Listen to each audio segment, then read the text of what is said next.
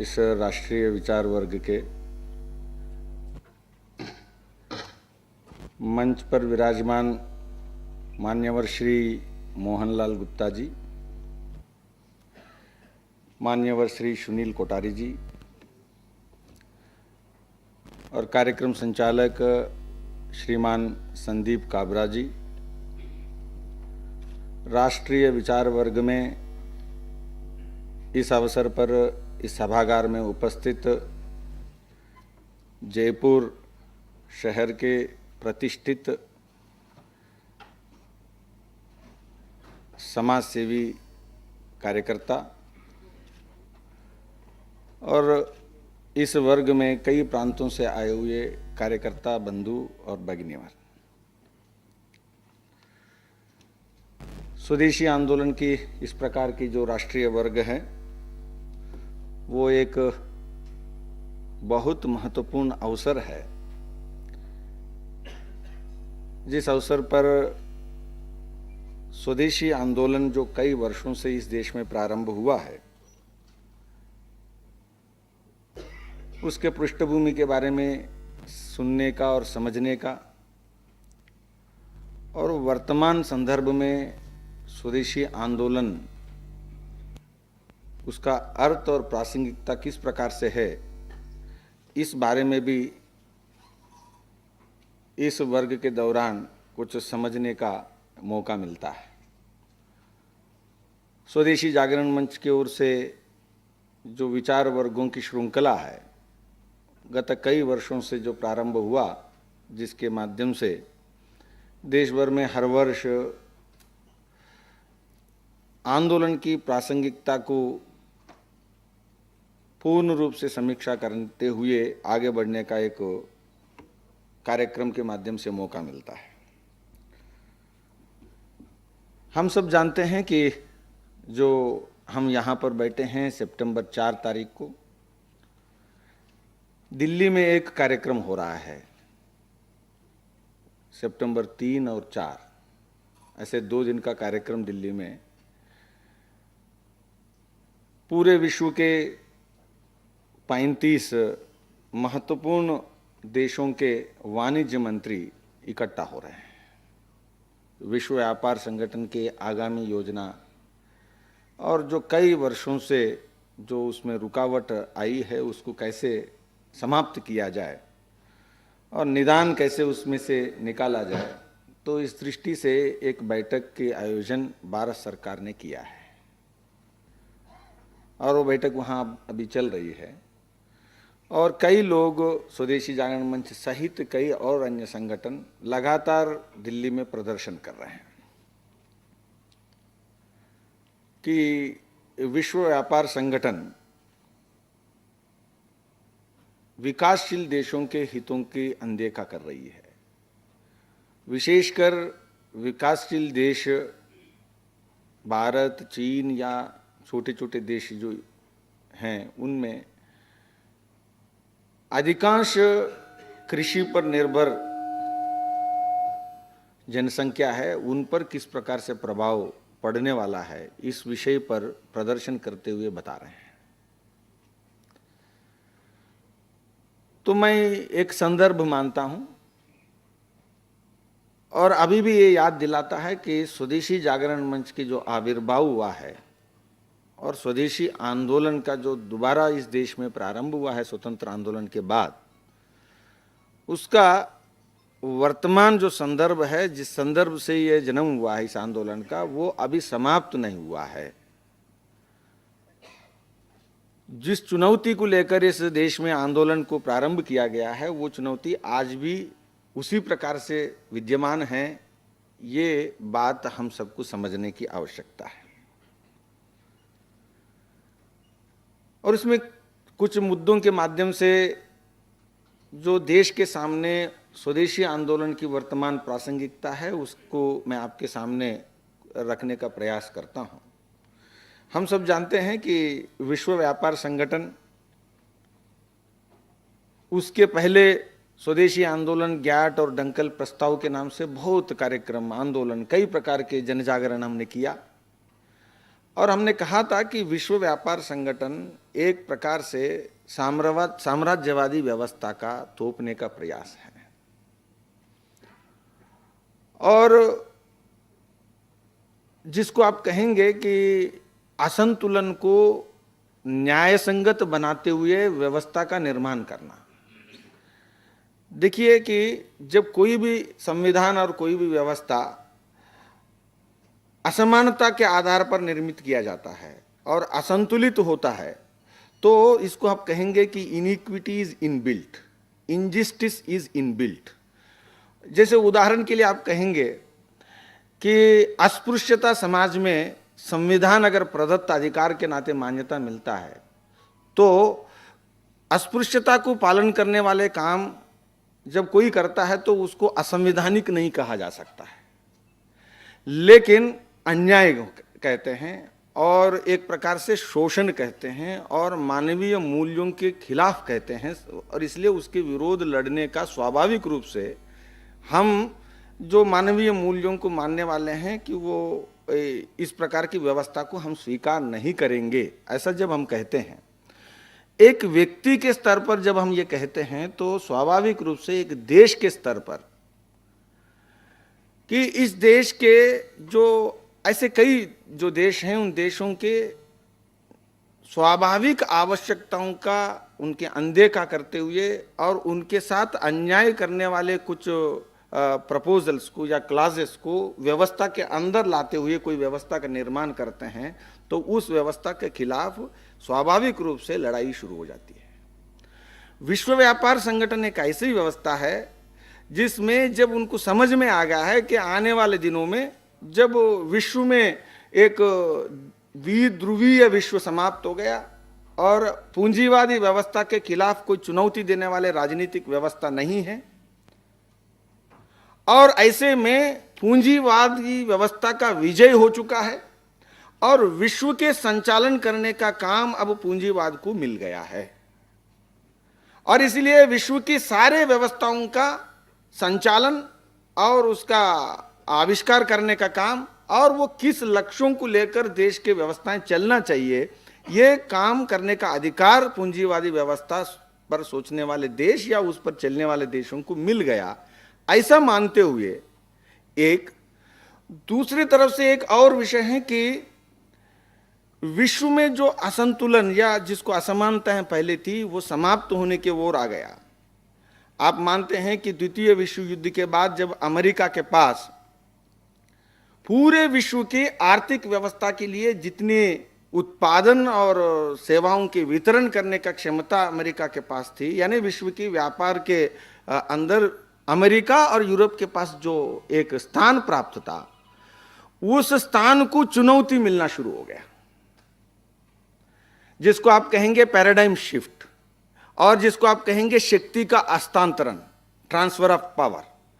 और इसमें एक समय में जब सूरज अमेरिका और यूरोप के साथ था या वैभव और समृद्धि अमेरिका और यूरोप के साथ था और सत्ता पूरे विश्व के संचालन में अमेरिका और यूरोप के साथ था, धीरे धीरे खिसकने लग गया और ध्यान में आया कि पूरे विश्व में जिसको आप कहेंगे कि पूंजी केवल अमेरिका और यूरोप के पास नहीं, विश्व के दूसरे गोलार्ध जिसको चीन, भारत, ब्राजील, इस प्रकार के साउथ अफ्रीका, ऐसे कई देशों के पास पूंजी एकत्रित हो रहा है, जिसको आप सत्ता का आर्थिक केंद्र अगर कहते हैं तो पूंजी एकत्रित हो रहा है। अब देखिए कि ग्लोबल सेविंग्स जो महत्वपूर्ण विषय जिसमें मैं आपके सामने ला रहा हूं, ग्लोबल सेविंग्स विश्व में अमेरिका और यूरोप ग्लोबल सेविंग्स का केंद्र नहीं रहा और ग्लोबल में जो सेविंग्स का केंद्र चीन के पास आना शुरू हो गया और विश्व के स्तर पर जिसको आप बचत के केंद्र हैं या समृद्धि के केंद्र हैं, जो पैसे के केंद्र हैं, मिडिल ईस्ट देशों के पास आना शुरू हो गया, जिसको पेट्रो डॉलर्स कहते हैं। एक तरफ चीन के पास पैसा आना शुरू हो गया, जिसकी ट्रेड डेफिसिट नहीं है, ट्रेड सरप्लस आना शुरू हो गया और अमेरिका के साथ भी जो व्यापार करता है तो उसके पास व्यापार घाटा नहीं है और चीन के पास पैसा ज्यादा है, ट्रेड सरप्लस बन गया। तो एक तरफ चीन स्ट्रेट सरप्लस कंट्री हो गया, दूसरे तरफ मिडिल ईस्ट कंट्रीज जिसको पेट्रोल के कारण पेट्रोल डॉलर्स बहुत हो गए, तो निवेश करने लायक पूंजी मिडिल ईस्ट कंट्रीज के पास आ गए हैं। और तीसरे 1990s 95 आते आते इंडोनेशिया, मलेशिया, सिंगापुर, ताइलैंड, इस प्रकार के दक्षिणी पूर्वी एशिया देश हैं, उनके पास भी पूंजी इकट्ठा होना शुरू हो गया। ये सभी देश अभी गरीब देश नहीं रहे, जिसको पहले कहते थे कि ये सारे एशिया में गरीब देश हैं। अब ये अमीर देश बनते गए हैं, जिनके पास जेब में पैसा है वो अमीर है, जिसके पास खर्च खत्म होने के बाद अगर पैसा बचता है तो वो अमीर देश है। तो अमीर देशों की संख्या एशिया में बढ़ गया, तो शक्ति का हस्तांतरण होना शुरू हो गया, और भारत में भी धीरे धीरे शक्ति का, जिसको उदय होना कहते हैं, वो होना शुरू हो गया। पैसे कमाने वालों की संख्या भारत में भी बढ़ना शुरू हो गया। तो कुल मिलाकर के 1990s या 1980s से पहले विश्व के स्तर पर जो अमेरिका की ताकत या यूरोप की जो ताकत रही है, वो ताकत के सामने प्रश्न खड़े होने शुरू हो गए कि भाई प्रश्न खड़ा करने वाला कौन है। तो एक तरफ चीन है, दूसरे तरफ जापान है, तीसरे तरफ मिडिल ईस्ट कंट्रीज हैं, और चौथी तरफ दक्षिणी पूर्वी एशिया देश हैं, और पांचवी तरफ भारत है। अब कल्पना करिए, ऐसे में विश्व का नेतृत्व आने वाले 50 वर्ष कौन करेगा? और विश्व का नेतृत्व करते हुए जो आए हैं, स्वाभाविक है उनको लगता है कि विश्व का नेतृत्व मेरे हाथों से फिसलना नहीं चाहिए, और इसको स्वीकार करने के लिए कोई तैयार नहीं रहेगा। तो ऐसे में ध्यान में आया है कि कुछ बदलाव लाना चाहिए, और केवल पैसे का, शक्ति का हस्तांतरण पैसे के माध्यम से, पूंजी के माध्यम से नहीं हुआ। दूसरा एक विषय शुरू हो गया, शिक्षा का विस्तार शुरू हो गया, कि इंटेलेक्चुअल जो कंट्रोल है, जिसको आप एकाधिकार कहते हैं, बौद्धिक सत्ता का एकाधिकार, बौद्धिक सत्ता के एकाधिकार भी चुनौती देना शुरू हो गया कि भारत विश्व के अंदर बौद्धिक सत्ता पर आपका एकाधिकार नहीं रहेगा। यह चुनौती देना शुरू किया। चीन भी दूसरे तरफ शुरू किया, जापान भी स्थापित हो गया, और दक्षिणी पूर्वी एशिया देशों में भी शुरू हो गया। तो कुल मिलाकर के ये शक्ति केवल एक तरफा हस्तांतरण नहीं है, वन डायमेंशनल ट्रांसफर नहीं है। This transfer is a multi dimensional transfer and it is a comprehensive shift. यह बात हमें समझने की आवश्यकता है कि गुलामी के जंजीरों से मुक्त होने वाले उपनिवेशवाद की जो व्यवस्था है, उससे मुक्त होने के बाद ऐसे सारे देश और देशों के समूह विश्व की जो सत्ता केंद्र है उसके सामने चुनौती खड़ा करना शुरू किया। और इतना ही नहीं, जिसको आप मैन्युफैक्चरिंग सेक्टर कहते हैं, गुड्स एंड मैन्युफैक्चरिंग सेक्टर जो कहते हैं, उसमें भी चुनौती देना शुरू किया कि केवल अमेरिका और यूरोप का नहीं चलेगा, इलेक्ट्रॉनिक गुड्स कहिए या मशीन टूल इंडस्ट्री कहिए, ऐसे सारे विषयों में एक प्रकार से प्रतिस्पर्धा शुरू हो गया। तो जिसको आप कहते हैं कि struggle between haves and have nots. विश्व के अंदर नेतृत्व की जो संचालन है, सत्ता का जो संचालन है या सत्ता के बागडोर है, यह आने वाले दिनों में विश्व में किसके हाथ में रहेगा? यह संघर्ष, और इस संघर्ष के माध्यम से जब राजनीतिक शून्यता पैदा हुआ, द्विध्रुवीय विश्व समाप्त हो गया, तो पूंजीवादी व्यवस्था को चुनौती देने वाला कोई राजनीतिक व्यवस्था जब नहीं है, तो उन्होंने सोचा इस शून्यता के अंदर हम ये जो सत्ता हस्तांतरण हो रहा है इसको रोका जाए, और हमारा एकाधिकार जो सत्ता पर है उसको फिर से पुष्ट किया जाए, सबल बनाया जाए। तो इस प्रकार से उन्होंने काम शुरू किया, और उसमें से कई बातें आई है, उसमें विश्व व्यापार संगठन एक है। और विश्व व्यापार संगठन जब आया तो स्वदेशी जागरण मंच या स्वदेशी आंदोलन फिर से इस देश में जन्म लिया। यह बात अपने को महत्वपूर्ण पृष्ठभूमि। अब ये कहेंगे कि 1944 द्वितीय विश्व युद्ध के बाद ब्रेटन वुड्स की जो इंस्टीट्यूशंस जिसको कहते हैं, एक तरफ विश्व व्यापार संगठन जो बाद में 1995 जनवरी में आया, और उससे पहले गैट, और दूसरा IMF, अंतर्राष्ट्रीय मुद्रा कोष और विश्व बैंक। ये तीनों संस्थाएं मूलतः यूरो अमेरिका के जो नेतृत्व है उसके हाथ में एक प्रकार से साधन बनते हुए गत 50-60 वर्षों में विश्व के सत्ता का संचालन किया। अब IMF के बारे में एक बार देखिए। अंतर्राष्ट्रीय मुद्रा कोष और विश्व बैंक, आप गत 15-20 वर्षों में जो विश्व में आर्थिक संकट आए, जैसे ही पूंजीवादी व्यवस्था का इस प्रकार के एक अनियंत्रित संचालन शुरू हो गया था, तो पहले मेक्सिकन क्राइसिस हुआ, मेक्सिको का आर्थिक संकट उभर कर आया। फिर उसके बाद आप रूस में आर्थिक संकट शुरू हो गया, उसके बाद अर्जेंटीना में आपके आर्थिक संकट शुरू हो गया, फिर साउथ ईस्ट एशियन कंट्रीज में आर्थिक संकट शुरू हो गया, और उसके बाद अंत में आप जाकर के 1997 में 1997 में अमेरिका में आर्थिक संकट प्रारंभ हुआ। तो आप देखेंगे ये जो आर्थिक संकट जब जब विश्व के अंदर देशों के सामने आए और संपूर्ण देश के आर्थिक व्यवस्था जब चुनौतियों को सामना करना पड़ा, ऐसे में IMF prescription for the crisis, जिसको आप अंतर्राष्ट्रीय मुद्रा कोष या विश्व बैंक उस संकट के समाधान के लिए जो बताया, निवारण के लिए इन सारे मुद्दों में जिस प्रकार से इस संकट का समाधान करना चाहिए, ऐसा उन्होंने जब जो बताया, वो बातें आप एक बार निकाल के देखते हैं तो अमेरिका के सामने जब संकट आया तो अंतर्राष्ट्रीय मुद्रा कोष और विश्व बैंक वो समाधान का पालन नहीं किया। तो इसका मतलब क्या है कि जब दूसरों के घर में संकट आता है तो IMF और वर्ल्ड बैंक का प्रिस्क्रिप्शन अलग है, और अपने घर में जब संकट आता है तो IMF और वर्ल्ड बैंक का प्रिस्क्रिप्शन अलग है। यह बात सबके सामने समझने के लिए आया।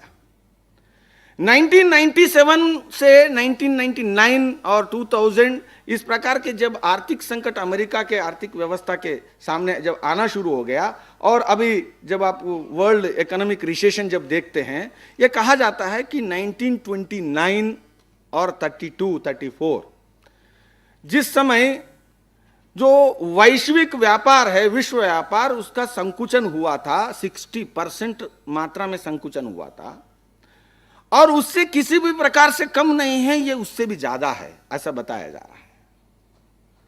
और विश्व में अमेरिका के, जिसको आप निर्यात कहते हैं और आयात कहते हैं, बहुत बड़ी मात्रा में जब कम हुआ है। आप देखेंगे US imports declined from Europe, उस समय अमेरिका एक उनके लिए निर्यात करने वाला देश खंड था। फ्रॉम 1929 में $1334 मिलियन जो था इंपोर्ट्स, वो 390 तक संकुचन हुआ है। यानी आप कल्पना करिए कि कितना संकुचन हुआ है।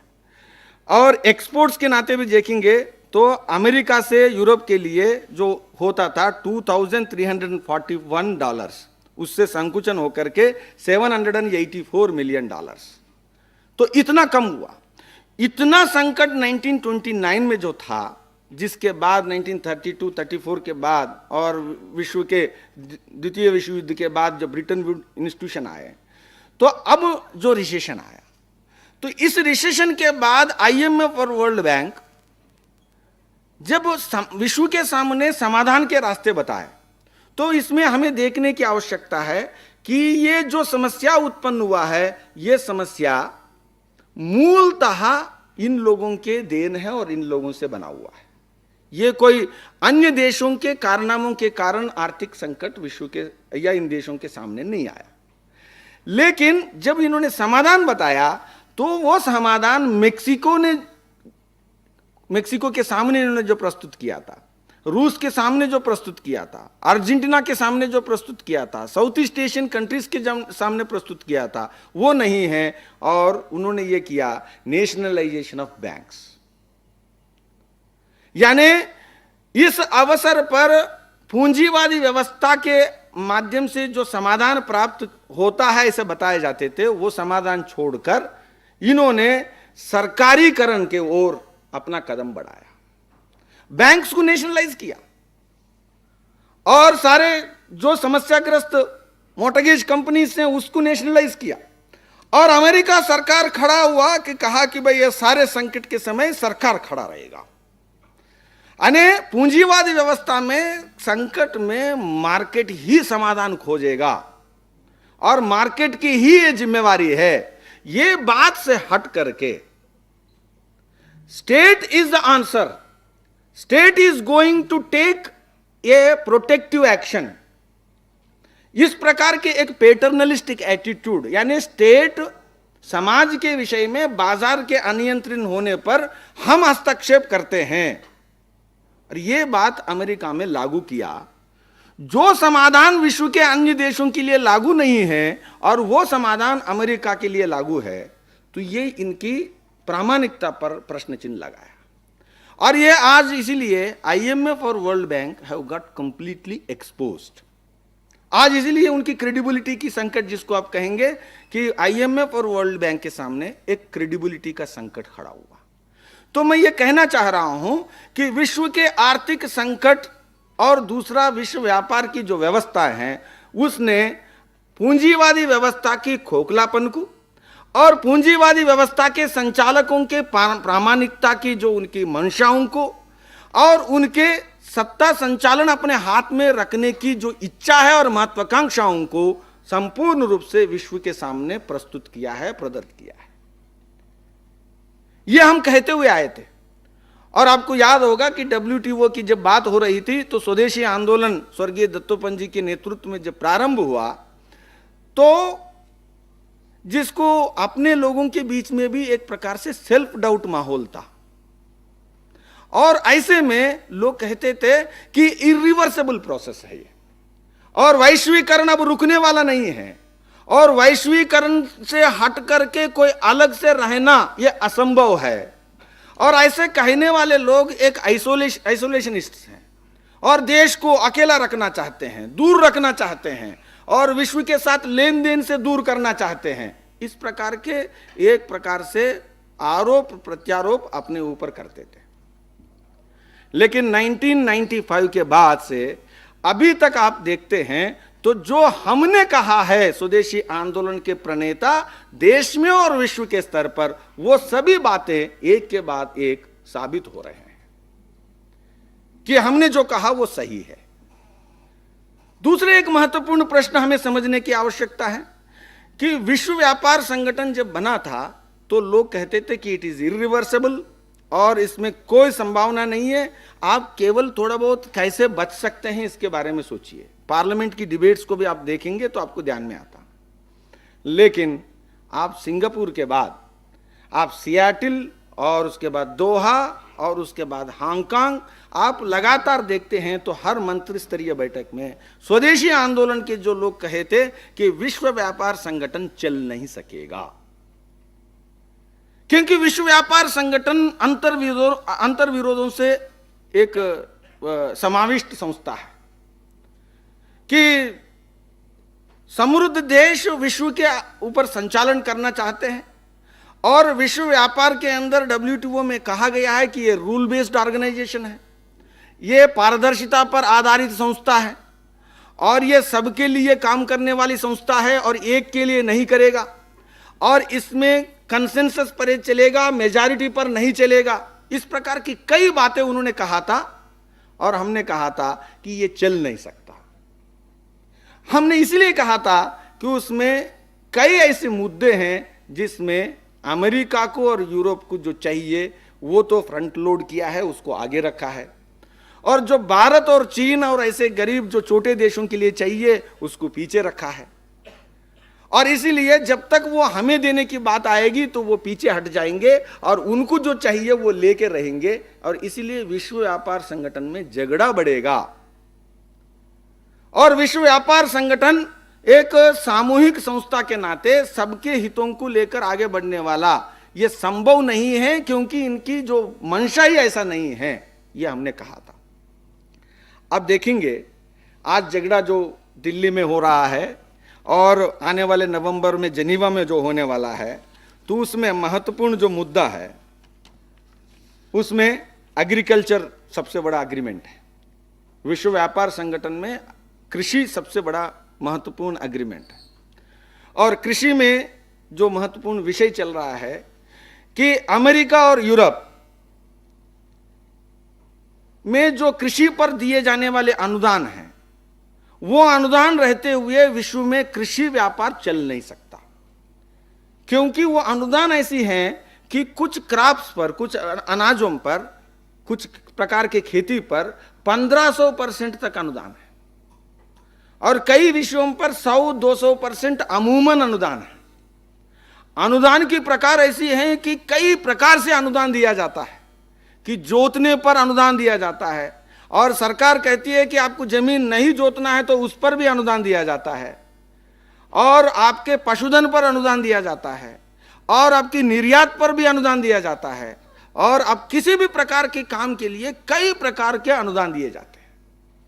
और इसलिए उसमें कहा कि कोई अंबर बॉक्स हैं, कोई ग्रीन बॉक्स हैं, कोई ब्लू बॉक्स है, इस प्रकार की कई प्रकार की कैटेगरी की। और विश्व व्यापार संगठन में आज झगड़ा है कि कृषि पर अमेरिका में और यूरोप में दिए जाने वाले अनुदान, ये प्रमुख प्रश्न है। और यह प्रश्न किसका है, ये किन किन लोगों का है और किस देश का है? तो आप देखते हैं, तो मैंने जो कहा कि एशिया में अनेक देश खेती पर निर्भर रहने वाले देश हैं, अफ्रीका में अनेक देश खेती पर निर्भर रहने वाले देश हैं।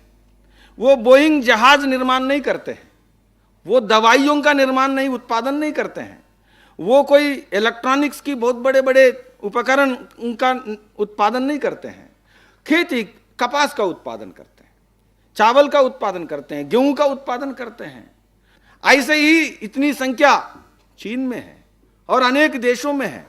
इसीलिए जब खेती के जो व्यापार है वो एकीकरण होगा और ये सारे प्रश्नों का समाधान किए बगैर एकीकरण होगा, तो इनकी आमदनी खतरे में आ जाएगी और इनकी रोजगार समाप्त हो जाएगा, और इन सारे लोगों को वैकल्पिक रोजगार देने की विश्व के पास कोई व्यवस्था संभव नहीं है और इन देशों के सरकारों के पास कोई प्रत्याम्नाय व्यवस्था नहीं है।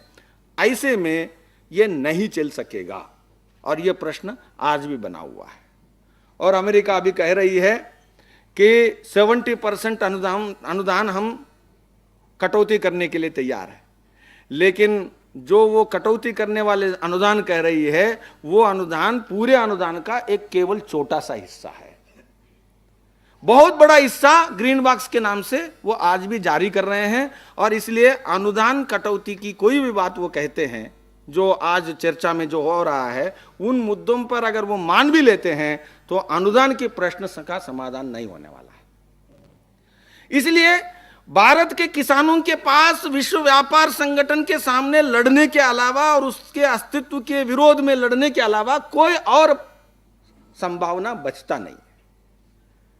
तो ये एक महत्वपूर्ण विषय है। और उसी प्रकार विश्व व्यापार संगठन में जो समस्या है कि छोटे उद्योगों के विषय में जो मुद्दे सामने आ रहे हैं और उन मुद्दों को हम स्वीकार करेंगे तो अपने देश में मुरादाबाद नहीं बचेगा, अपने देश में अलीगढ़ नहीं बचेगा, अपने देश में कोयंबटूर, ईरोड नहीं बचने वाला है, अपने देश में जोधपुर और जयपुर नहीं बचने वाला है, जिसको आप क्लस्टर कहते हैं या छोटे उद्योग समूह कहते हैं, लघु उद्योग समूह कहते हैं। अगर नामा को हम स्वीकार करेंगे विश्व व्यापार संगठन में और उनके शर्तों को अगर स्वीकार करेंगे, उसके बाद संपूर्ण भारत में ये छोटे मझोले जो उद्योग समूह केंद्र हैं वो सब समाप्त होने वाले हैं। इसलिए विश्व व्यापार संगठन के साथ समझौता करना संभव नहीं है, ये हमने स्वदेशी के नाते कहा था और ये साबित हो रहा है और यह प्रश्न खड़ा हुआ है। और विश्व में विश्व व्यापार संगठन के अंतर्गत विकासशील देश कह रहे हैं कि भारत को और ब्राजील को और अफ्रीका को नेतृत्व करना चाहिए और ये जो सत्ता की एकाधिकार रखने की जो षड्यंत्र है, उस षड्यंत्र के खिलाफ लड़ना होगा। ये एक महत्वपूर्ण चुनौती के नाते विश्व व्यापार संगठन और उसके साथ जुड़े हुए IMF और वर्ल्ड बैंक इन सब के सामने खड़ा हुआ है। और दूसरे महत्वपूर्ण प्रश्न इस आंदोलन के सामने खड़ा हुआ, हम स्वदेशी के नाते कहते हैं कि केवल विश्व व्यापार संगठन मूल मुद्दा नहीं है।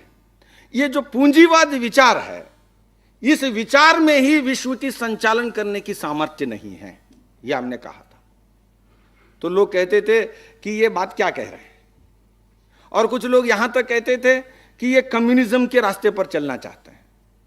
आपको याद होगा कि स्वदेशी और एकात्म मानव दर्शन और भारत के दर्शन के आधार पर जब हम राजनीतिक प्रस्ताव और विचार रखते थे, तो उस समय कम्युनिस्ट जब प्रभाव था, साम्यवादी व्यवस्था का जब प्रभाव था, तब कहते थे कि ये सीआईए एजेंट्स हैं और ये पूंजीवादी व्यवस्था के प्रतिनिधि हैं, ऐसा कहते थे। हम तब भी कहते थे और आज भी कहते हैं कि स्वदेशी आंदोलन के पीछे जो दर्शन है, जो विचार है, वो ना साम्यवादी व्यवस्था का समर्थक है, ना पूंजीवादी व्यवस्था का समर्थक है, लेकिन मानते नहीं थे। अमेरिका की आर्थिक संकट ने यह प्रदर्शित किया है कि पूंजीवादी व्यवस्था खोखला है। स्वर्गीय ठेंगड़ी जी जब भाषण देते थे कि America is fighting not from the position of strength, it is fighting the war from the position of weakness, इस प्रकार की जब वक्तव्य देते थे तो कई लोगों को लगता था कि क्या बात कह रहे हैं, अमेरिका के बारे में ऐसा कैसे कह सकते हैं, और अमेरिका के सत्ता का कोई प्रश्न चिन्ह लगाना कैसे संभव है, इस प्रकार की बात कहते थे। लेकिन अमेरिका के आर्थिक संकट ने यह प्रदर्शित किया कि पूंजीवादी व्यवस्था में कुछ गड़बड़ी है। कैसे गड़बड़ी? आपको याद है कि अमेरिका के आर्थिक संकट के बारे में जब हम विश्लेषण करते हैं तो मोटे तौर पर मुद्दे क्या है? मुद्दे ये हैं कि अमेरिका में आर्थिक व्यवस्था में जड़ता आना शुरू हो गया, डायनामिज्म नहीं है। और ऐसे में अमेरिका की सरकार ने सोचा कि भाई रोजगार चाहिए, सरकार के सामने चुनौती है और लोगों की आमदनी बनाए रखना है, और इसलिए कि कुछ न कुछ कृत्रिम तरीके से इसमें एक गतिशीलता लाया जाए। और इस गतिशीलता लाने के लिए उन्होंने सोचा कि भाई कौन सी आसान तरीके से गतिशीलता कैसे लाया जा सकता है जिसका फल तुरंत देखने को मिलेगा। तो विश्व में जो चल रहा है उन्होंने अपनाया, वो है real estate and housing sector business. बड़ा आसान रास्ता है, आज पानी डालो तो तुरंत घास उगेगा, हरियाली दिखाई देगी, उसमें कोई समय नहीं लगता है। इसलिए उन्होंने सोचा कि हाउसिंग सेक्टर के लिए लोन्स दिया जाए, जिसको सबप्राइम कहते हैं। यानी उन्होंने ये विचार किया है कि जिससे आपसे जो सिक्योरिटी लेते हैं अथवा नहीं लेते हैं, तो हम जो लोन दे रहे हैं वो लोन अधिक होता है और आपका सिक्योरिटी कम होता है। So there is a gap between security and loan amount. तो कहीं ऐसा संभव कि भी लोन अमाउंट ज्यादा हो रहा है और सिक्योरिटी कम है, तो इसमें बैंक की सिक्योरिटी कौन सी है, वो कैसे सोच के दे रहे हैं इतनी बड़ी मात्रा में? तो उन्होंने सोचा कि हाउसिंग सेक्टर जो है उसकी आने वाले दिनों में कीमतों में लगातार वृद्धि होगी, और लगातार जब वृद्धि होती है तो इसमें यह रिस्क लिया जा सकता है, कोई दिक्कत नहीं है कि हम जो पैसे दे रहे होते हैं उससे ज्यादा उस प्रॉपर्टी की कीमत बढ़ती है, इसलिए कोई दिक्कत नहीं है। तो इस प्रकार के उन्होंने लोन देना शुरू किया। जब लोन देना शुरू किया तो बैंक धड़ाधड़ लोन देते गए, और ध्यान में आया कि प्रॉपर्टीज बढ़ते भी जा रहे हैं कीमतें। लेकिन एक समय ऐसा आया कि वहां पहुंचा तो वहां और कीमतें बढ़ना संभव नहीं हुआ, और बैंकों के पास पैसा नहीं है, और ऐसे में उन्होंने रेट ऑफ इंटरेस्ट 1% से आगे बढ़ाया, 6% तक लाया। जैसे ही रेट ऑफ इंटरेस्ट बढ़ाया तो लोगों के पास ईएमआई पे करना, मंथली इंस्टॉलमेंट पे करना मुश्किल हो गया, और ऐसे में लोगों ने कि भाई हम कहां से पे करेंगे, और बंद करना शुरू हो गया। और जैसे ही मार्केट में ये पे करना बंद हो गया कि क्लाइंट अपना ईएमआई, और वैसे प्रॉपर्टी रेट्स कम होना शुरू हो गया। और ये बैंकों के पास पैसा कहां से आया जो पहले दे रहे थे? तो अमेरिका के लोगों के बचत के आधार पर लोन नहीं दे रहे थे, ये पैसा दे रहे थे चीन से उधार लिया हुआ, गल्फ कंट्रीज से जो पैसा आया उससे उधार लिया हुआ, अमेरिका में जो फॉरेन डायरेक्ट इन्वेस्टमेंट के नाते यहां आया है, जिसको हम अमेरिकन ट्रेजरी में जो इन्वेस्ट किया है वो पैसा, जापान का पैसा, साउथ ईस्ट एशियन इकोनॉमीज की जो सरप्लस है, वो जो सारा पैसा विश्व का जिसकी बचत है, जिसके पास भी जो पैसा है, जिन्होंने अमेरिका में निवेश किया है, डॉलर के रूप में निवेश किया है, उसको अमेरिका के लोगों को देना शुरू किया। और अमेरिका केवल वो नहीं, अमेरिका के लोग खाते भी थे, खपत भी करते थे। तो चीन का माल खरीदना, जापान का माल खरीदना और बाकी देशों की माल खरीदना, माल खरीदना, उपभोग करना, और किसका है तो इन देशों का, और पैसा किसका है तो उन्हीं देशों का। यानी उत्पादन करने वाला ही लोन दे रहा है और उत्पादन करने वालों का सामान का ही वो उपभोग कर रहा है। तो ये ऐसा हो गया कि आपको कोई टमाटर और भिंडी बेचने के लिए आया तो आपने कहा कि मेरे पास पैसा नहीं है, तो उसने कहा पैसा भी ले लो, टमाटर भी दे दिया, भिंडी भी दे दिया और पैसा भी दिया। तो खाने वाला इधर से पैसा लिया और इधर से आपका भिंडी ले लिया और खाना भी शुरू किया। तो इस प्रकार के अमेरिका ने काम चलाया। जब एक पॉइंट आ गया तो उनके पास पैसा और इधर ईएमआई नहीं, और जब आर्टिफिशियल जो ग्रोथ है वो सब नीचे गिरना शुरू हो गया तो डॉलर नहीं, उन लोगों को लगा कि डॉलर कभी नीचे नहीं आ सकता, लेकिन डॉलर वैल्यू जब नीचे आना शुरू हो गया तो उस आर्थिक संकट के सामने कोई समाधान नहीं रहा। अब अमेरिका के आर्थिक संकट के सामने समस्या का समाधान जो सोचते हैं, अब इसमें बैंकों की घोटाला हो तो आप समाधान निकाला जा सकता है, मोर्टगेज कंपनीज का घोटाला है तो उसका समाधान निकाला जा सकता है, सरकारी आर्थिक नीतियों का समाधान अगर है तो उसका, भ्रष्टाचार है तो उसका समाधान निकाला जा सकता है। लेकिन जो समाज पैसा ही नहीं बचाता है और जो समाज पैसा बचाए बगैर खाता रहता है, उसकी आदत कैसे बदल सकते हैं और उसकी आर्थिक व्यवस्था को आप कैसे रख सकते हैं? जो एक एवरेज हाउस होल्ड की अमेरिका में आज क्रेडिट कार्ड्स की संख्या है 13, एक घर में, जिसको आप घर कह सकते हैं, तो घर में, हर घर में 13 क्रेडिट कार्ड्स हैं एवरेज में। और उनकी जो 2008 तक 14.5 से ज्यादा ट्रिलियन डॉलर से ज्यादा उनका कर्ज हो गया और वो कर्ज में डूबा हुआ देश है। लेकिन अमेरिका कर्ज में डूबने के बाद भी अमेरिका के समाज और अमेरिका के सरकार ये चाहता है कि दुनिया के उपभोग करना है उत्पादित माल का, और दुनिया का नेतृत्व भी करना है और दुनिया का संचालन भी करना है। तो मूल समस्या है पूंजीवाद समस्या, जिसको आप पूंजीवादियों का आज उसके सामने खड़ा है कि उनके पास अभी बचत नहीं है। तो इसीलिए जो मैंने कहा, the shift is comprehensive, the shift is multi dimensional. पूरे विश्व के अंदर बचत का हस्तांतरण हो चुका है। बचत करने वाला कोई और देश है, उत्पादन करने वाला कोई और देश है, और जैव विविधता, माल भगवान से प्रदत्त संसाधन किसी और जगह है, और खाने वाले एक जगह बैठे हुए हैं। तो इसी को कहते हैं कि बकासुर। बकासुर उत्पादन नहीं करता था और बकासुर कभी मेहनत नहीं करता था। बकासुर का काम ही एक ही था कि मेरे पास ताकत है, मुझे रोज शाम को इस प्रकार की व्यवस्था करके आपके पास मुझे आप लोग पहुंचाना होगा। और जब तक चलता है वो चलता है, लेकिन जब खड़ा होता है कि भाई बकासुर, ये आपका संचालन नहीं चल सकता और ये अन्यायपूर्ण है, तो फिर शुरू होता है, उसका नाम है धर्मयुद्ध। और इसीलिए पूंजीवादी व्यवस्था के सामने आज एक धर्मयुद्ध खड़ा है और उसका नेतृत्व स्वदेशी आंदोलन कर रहा है। इसलिए ये दूसरे महत्वपूर्ण मुद्दा हमें समझने की आवश्यकता है। ये केवल आईएमएफ और वर्ल्ड बैंक और डब्ल्यूटीओ तक सीमित नहीं है।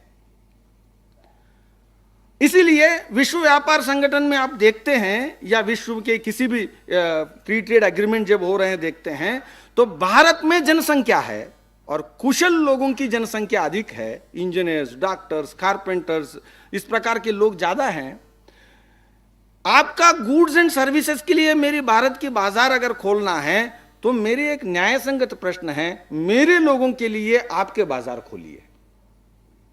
लेकिन अमेरिका और यूरोप का कहना है कि मेरे बाजार में मात्रात्मक प्रतिबंध रहेगा लोगों की आवाजाही में, क्वांटिटेटिव रिस्ट्रिक्शंस। इस साल में 1 लाख लोगों को आने दूंगा तो 1 लाख आएंगे, खुला निमंत्रण नहीं है। तो इस प्रकार के महत्वपूर्ण जो मुद्दा है वो मुद्दा एक मूलभूत विषय है। विश्व के अंदर केवल आर्थिक व्यवस्था और राजनीतिक व्यवस्था ऐसे ही नहीं है, टेक्नोलॉजीज के विषय में, प्रौद्योगिकी के विषय में, चाहे इंटेलेक्चुअल प्रॉपर्टी राइट्स के थ्रू हो, बौद्धिक संपदा एकाधिकार के थ्रू हो, या आपके न्यूक्लियर टेक्नोलॉजी के संदर्भ में भी जो चर्चा आप देखते हैं, तो चर्चा क्या है? Nuclear haves and nuclear have nots. जिनके पास न्यूक्लियर आर्म्स के है और जिनको सिक्योरिटी काउंसिल, सुरक्षा परिषद ने स्वीकार किया है कि उनके पास है, वो कहते हैं कि विश्व के न्यूक्लियर बाजार को, इस अणुशस्त्रों की जो बाजार है उसकी एकाधिकार हमारे पास रहेगा और इसके कानून हम तय करेंगे और इसमें कौन रहेगा कौन नहीं रहेगा हम तय करेंगे। और इसलिए भारत उसको तोड़ना चाहता है, कहता है कि यह सही नहीं है और यह अन्यायपूर्ण है, तो उसके साथ जो भेदभाव होता है ये देखने को अपने को मिल रहा है। इसीलिए चाहे वो दवाई क्षेत्र हो या न्यूक्लियर टेक्नोलॉजी क्षेत्र हो, यह हमें देखने को मिलता है कि हैव्स एंड हैव नॉट्स, जो इस विश्व के सत्ता के संचालन करने वाले लोग, वो अपना सत्ता को छोड़ना नहीं चाहते हैं और इसके दंभ को तोड़ना चाहते हैं, उनके साथ भीकर संघर्ष है। और यही वैश्वीकरण और स्वदेशी के बीच में संघर्ष है, और यही पूंजीवादी व्यवस्था और थर्ड वे के बीच में संघर्ष है। हमारा कहना है कि विश्व के अंदर आने वाले दिनों में यह व्यवस्था नहीं चलेगा। यह उपनिवेशवाद के समाप्ति के बाद जो जन्म लिया हुआ एक असंतुलित सत्ता केंद्र है, असंतुलित व्यवस्थाओं का निर्माण है, वो आज बदला हुआ परिदृश्य में यह नहीं चलेगा। विश्व के अंदर ये सारे देश खड़े हो गए हैं और पराक्रमी हैं, पुरुषार्थी है, इसलिए वो कहते हैं कि व्यवस्था परिवर्तन वैश्विक स्तर पर होना आवश्यक है और इसका प्रतिनिधित्व हम करते हैं भारत में। और केवल भारत में नहीं करते हैं, भारत चूंकि बड़ा देश है और बौद्धिक संपदा रखने वाला देश है और विश्व में गरीब देशों को आवश्यकता पड़ने पर नेतृत्व करने की क्षमता रखने वाला देश है, इसलिए भारत केवल भारत की लड़ाई नहीं लड़ रही है, भारत संपूर्ण विश्व की लड़ाई का नेतृत्व कर रही है। यह बात हमें समझने की आवश्यकता है। और दूसरे तरफ स्वदेशी आंदोलन की एक डोमेस्टिक एजेंडा भी है, जिसके वैश्विक संदर्भ में जुड़ा हुआ है, लेकिन आंतरिक विषय भी है कि आने वाले दिनों में हमें इस चुनौती को भी सामना करना पड़ेगा। आप देखते हैं कि गत कई वर्षों की आर्थिक नीतियों के कारण आज अपने देश में आयात बढ़ गए। जो सरसों की खेती पहले करते थे, आज उत्तर प्रदेश, मध्य प्रदेश, राजस्थान ऐसे प्रांतों में किसान ये सोच रहा है कि सरसों का खेती अब करना मुश्किल है। पाम ऑयल आयात बढ़ रहा है और कई प्रकार की तेलों का आयात, जिसको आप खाद्य तेल कहते हैं, उसमें बढ़ोतरी हो रही है। जो देश, जिस देश में कृषि योग्य जमीन चीन और अमेरिका के समान हो, इतना बड़ा जमीन और जैव विविधता इतने समृद्ध हो, ऐसा देश अगर भारत में खाद्य तेलों का आयात करने लग जाए, दालों के आयात करने लग जाए, गेहूं और चावल के अगर आयात करने लग जाए, तो कुवैत के लोग कैसे खाएं? दुबई के लोग कैसे खाएंगे? ओमान के लोग क्या खाएंगे? और विश्व के जो छोटे छोटे गरीब देश हैं अफ्रीका में और कई जगह, वो लोग क्या खाएंगे? और विश्व के खाद्यान्न बाजारों के अंदर कीमतों की जिस प्रकार की वृद्धि होगी, भारत के लोग अंतर्राष्ट्रीय बाजार में जब आयात करने लग जाते हैं तो खाद्यान्नों की कीमतें बढ़ने वाली है। इसलिए विश्व की खाद्य सुरक्षा के विषय में और भारत के लोगों के भी खाद्य सुरक्षा को ध्यान में रखते हुए हमें भारत को एक खाद्य सुरक्षा की दृष्टि से सुसंपन्न देश बनाना पड़ेगा। हम खाद्य सुरक्षा के संदर्भ में दूसरे देशों के ऊपर अवलंबित नहीं रह सकते हैं, इतना बड़ा देश। और भारत के राजनीतिक स्वतंत्रता और स्वावलंबन विश्व के अंदर कुछ करने लायक बनाए रखना हो, तब भी हमें खाद्य सुरक्षा के संदर्भ में स्वतंत्र रहना होगा, स्वावलंबी रहना होगा। आज हम देखते हैं कि जो औसत खाद्य उपलब्धता है अपने देश के लोगों के पास, हम चीन के मुकाबले में, अमेरिका के मुकाबले में बहुत नीचे हैं और औसत भी घटता जा रहा है। जो 20 साल पहले हर व्यक्ति के लिए जो उपलब्धता है वो जितना उपलब्धता उससे घटाई है। आप देखेंगे कि हर प्रकार से उसमें, और इसमें पशुधन की जो लिए आवश्यक उपभोग हैं उसकी तो हम गिनती भी नहीं करते हैं। इसीलिए आप गाय और बैल को जब देखते हैं तो 30 साल पहले की जो उसके पास ताकत रही वो ताकत आज लोग उस पशु के पास आज नहीं है। जनरेशन आफ्टर जनरेशन ये उसकी कमी आ रही है, वो उसकी ताकत कम हो रही है। लोगों के अंदर भी माल न्यूट्रिशन के कारण बहुत बड़े वर्ग में जनरेशन के बाद जनरेशन आप जब देखते हैं तो ऐसे लोगों की संख्या जो गरीबी रेखा के नीचे जीने वाले हैं उनके बच्चों पर क्या प्रभाव पड़ रहा है। और इसका परिणाम आप कल्पना करिए, 120 करोड़ का देश और उसमें 50 करोड़ ऐसे लोग हैं जो कुपोषण से शिकार है। क्या लड़ाई लड़ेंगे, क्या देश को आगे ले जाएंगे। इसलिए खाद्य सुरक्षा हमारे स्वदेशी आंदोलन के सामने एक आंतरिक मुद्दा भी है और प्रमुख मुद्दा है। ये बात भी अपने को ध्यान में रखने की आवश्यकता है। और अपने देश में जब आप कहते हैं कि स्वदेशी आंदोलन के सामने और एक प्रमुख आंतरिक मुद्दा है कि इस देश में, अब हम बात कर रहे थे, ध्यान में आया कि जवानों का देश है। यूरोप जवानों का खंड नहीं है, कॉन्टिनेंट नहीं है। अमेरिका जवानों का कॉन्टिनेंट नहीं है। और स्कैंडिनेवियन कंट्रीज में जब जाते हो तो वैसे भी माना जाता है कि ये बूढ़े लोगों का है। भारत में 35 वर्षों के नीचे रहने वालों की संख्या 75% है। यानी इस देश में जवानों की संख्या ज्यादा है। जिस देश में बूढ़े लोग ज्यादा होते हैं तो उसमें सर्विसेज किस प्रकार की चाहिए, तो पोस्ट रिटायरमेंट सर्विसेज और हेल्थ सर्विसेज और सपोर्ट सर्विसेज की जरूरत पड़ती है। यानी ज्यादा नर्स चाहिए, ज्यादा हेल्थ सपोर्ट पर्सनल चाहिए, क्योंकि बूढ़े लोग हैं। कुत्ता ज्यादा चाहिए पालने के लिए, संभालने के लिए मालिकों को।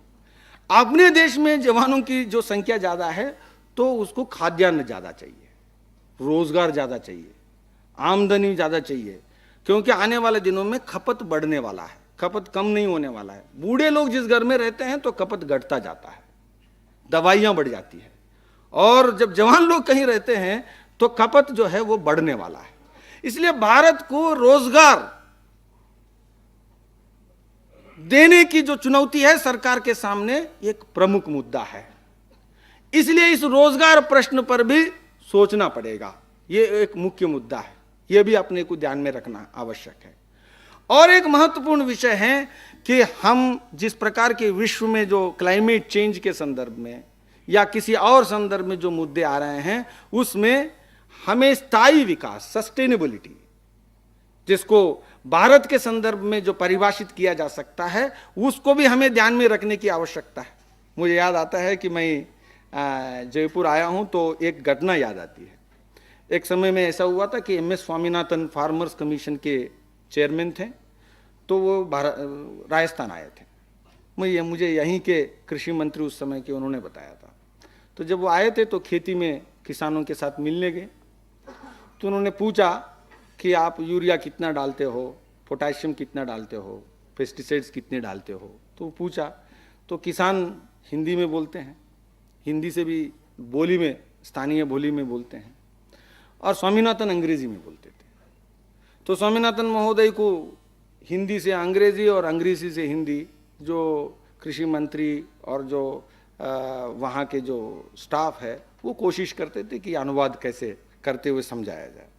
तो यूरिया और ये, तो उन्होंने पूछा कि किसान को कि भाई यूरिया पोटाशियम तो आप क्या इतना ज़्यादा क्यों डालते हैं। तो किसान ने कहा कि आपने कहा कि भाई यूरिया इतना डालो, पोटाशियम इतना डालो तो इस ज़मीन से इतना उपज बढ़ेगा।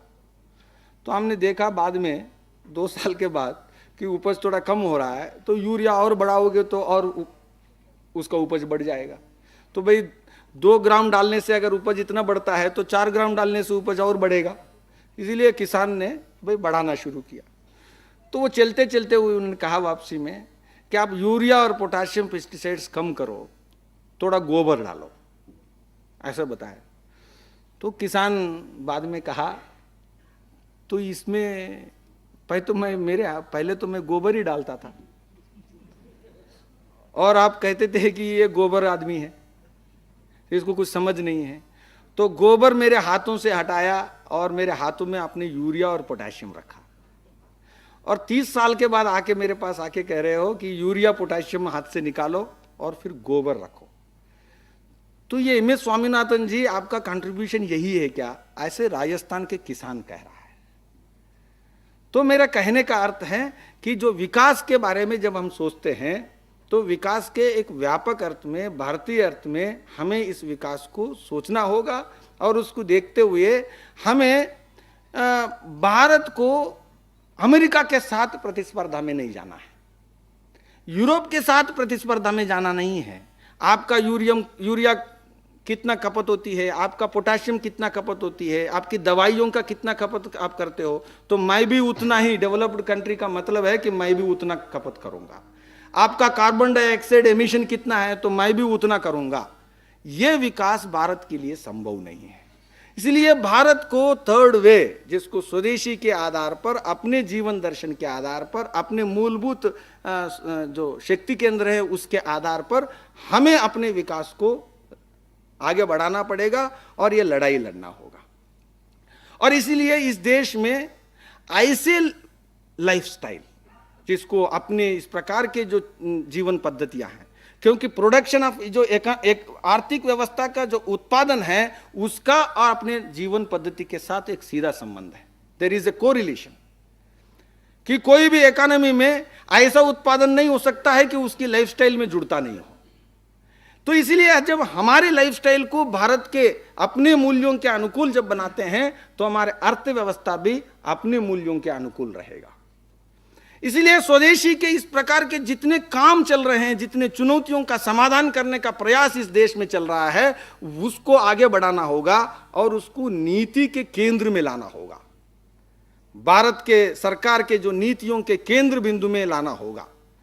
तो इस प्रकार के जितनी भी बातें हैं, चाहे वो सांस्कृतिक क्षेत्र हो, चाहे आर्थिक क्षेत्र हो, चाहे उत्पादन के क्षेत्र हो, चाहे स्वावलंबन के क्षेत्र हो, चाहे रोजगार के क्षेत्र हो, इन सारे विषयों में स्वदेशी आंदोलन दो तरफा लड़ाई लड़ रही है।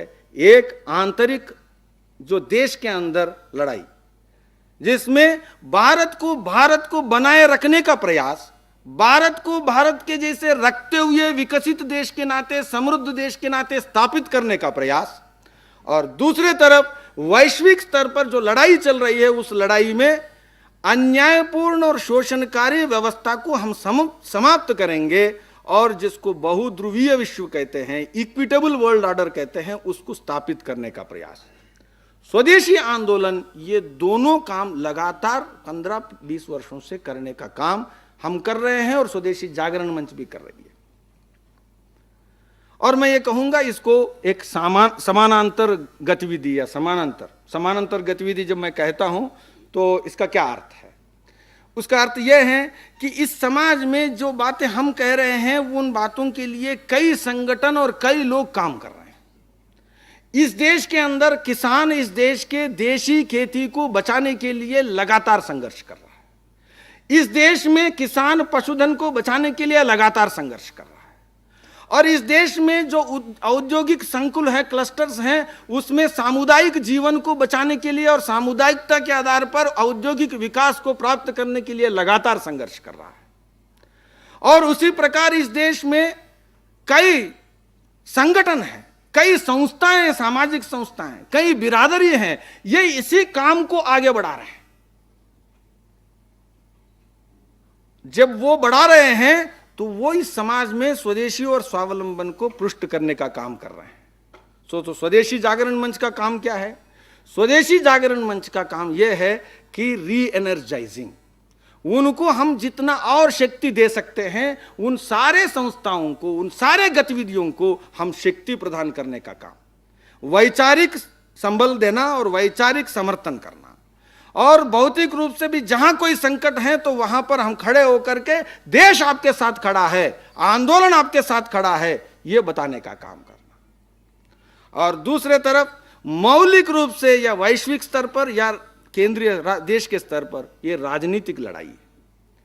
देखिए, यह किसानों की गलतियों का कारण नहीं है कि गांव नहीं बच रहा है, यह सरकार की नीतियों के कारण है। और सरकार की नीतियां ऐसे रहते हैं तो करोड़ों की जो तादाद में लोग पीड़ित होते हैं, सड़क पर आते हैं, विस्थापित होते हैं।